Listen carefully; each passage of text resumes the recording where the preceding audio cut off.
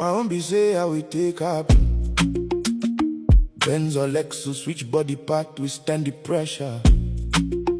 Did I just hear more? Kiss of life. He be like two parents where they peck their baby for cheek. Mommy and daddy kissing the child. Sandwich. It's a three-way relationship. They are both pecking the keke. This is what they call what God put together. Let no man put us under.